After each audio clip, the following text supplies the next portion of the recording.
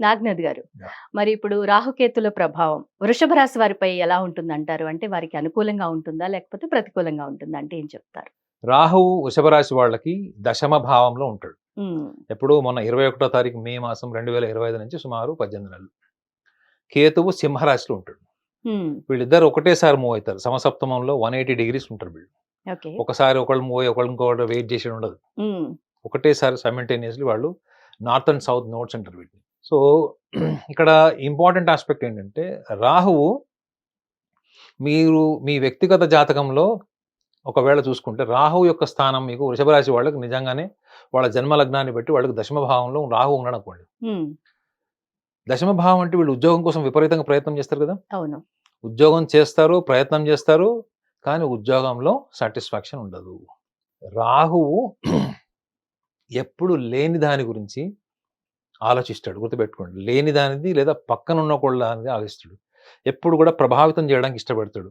హ్మ్. ఎదుటి వాళ్ళ దగ్గర ఉన్నటువంటి విషయాల్ని తన వైపు లాక్కోవడానికి, పూర్తి దృష్టిని తన వైపు లాక్కోవడం కోసం చేసేటువంటి ప్రయత్నము రాహువు మాయా రూపంలో చేస్తాడు. హుహు. అదే మీరు ఈ వృషభ రాశిలో పుట్టినటువంటి ఆడవాళ్ళని చూడండి. హ్మ్. ఈ దశమ భావంలో వాళ్ళకి అబ్డామినల్ డిజార్డర్స్ అని కూడా ఉంటాయి. అంటే ఏంటి అబార్షన్స్ గాని, సడెన్ అబార్షన్స్ గాని, ఆహ్, ముఖ్యంగా హెల్త్ వల్ల గాని, వాళ్ళ ఆరోగ్యం పట్ల కేర్ తీసుకోకపోవడం వల్ల గాని, డాక్టర్ ఇచ్చినటువంటి ఇన్‌స్ట్రక్షన్స్‌ని వాళ్ళు ఫాలో కాకపోవడం వల్ల గాని, నెగ్లిజెన్సీ. హ్మ్.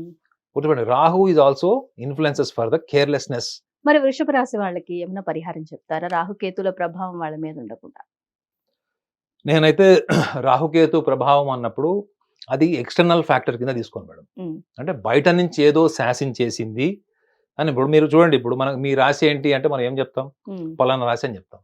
జ్యోతిష శాస్త్రం ఎంత సింపుల్‌గా చెప్తదంటే మీకు రాశి అంటే ఎవరు? చంద్రుడు ఏ డొమైన్ అంటే ఏ ఒక్క 30 డిగ్రీస్ అంటే హ్మ్. రాశిలో ఉంటాడో దాన్ని మనం రాశి కింద పరిగణిస్తాం. హ్మ్. అవునా? హ్మ్. జ్యోతిష శాస్త్రంలో ఏంటి చెప్పండి? చంద్రుడిని మీ లోపలే చూస్తది. మీ యొక్క సూక్ష్మ శరీరంలో ఉండేదే మనసు. అవును. చంద్రుడు దేనికి అధిపతి? మనఃకారకుడు. మనకు కారకుడు. అవునా? అది మనం ఆకాశంలో చూస్తే చంద్రుడు కూడా కనిపిస్తాడు. అదే చంద్రుడు మన లోపల ఉంటాడంటే అర్థం ఏంటి? మనం ఈ విశ్వంలో ఉన్నామా? విశ్వం మనలో ఉందా? విశ్వం మనలో ఉంది. విశ్వం మనలో ఉంది.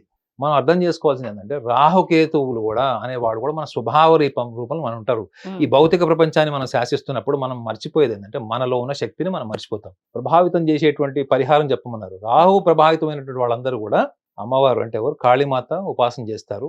హ్మ్. లేకపోతే కాలభైరవుడు ఉపాసన చేస్తారు. అదే కేతువు అయితే గణేశుడిది చేస్తారు. అంటే హ్మ్. వినాయకుడిది, హ్మ్. గణపతిది చేస్తారు.